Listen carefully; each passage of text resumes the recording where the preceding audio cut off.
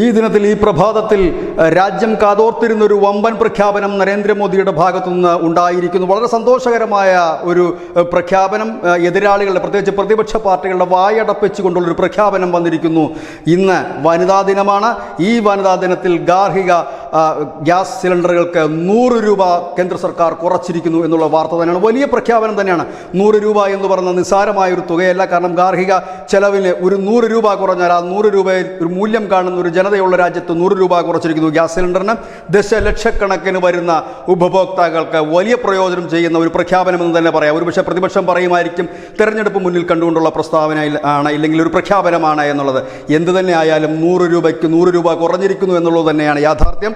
ഒപ്പം തന്നെ പ്രധാനമന്ത്രിയുടെ ഉജ്ജ്വൽ യോജനയ്ക്ക് കീഴിലുള്ള പാവപ്പെട്ട ആൾക്കാർക്കുള്ള ഗ്യാസ് സിലിണ്ടറിന് 300 രൂപ സബ്സിഡി ഉണ്ട്. ആ സബ്സിഡി ഏപ്രിൽ 1 മുതൽ 1 വർഷത്തേക്ക് തുടരാനും തീരുമാനിച്ചിരിക്കുന്നു. ഏതായാലും വലിയ പ്രഖ്യാപനം. നമ്മൾ കാത്തിരിക്കുന്ന മറ്റൊരു പ്രഖ്യാപനം കൂടിയുണ്ട്. അത് പെട്രോൾ ഡീസൽ വിലവർധന കുറയ്ക്കുന്നതിന് വേണ്ടി ഇതിൻ്റെ വില കുറയ്ക്കുമെന്നുള്ള പ്രഖ്യാപനമാണ്.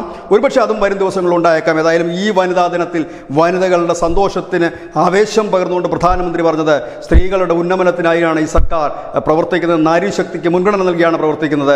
ഈ ദിനത്തിൽ അവർക്ക് സമാനമായി ഗ്യാസ് സിലിണ്ടറിന് 100 രൂപ കുറയ്ക്കുകയാണ്. News desk news India Malayalam.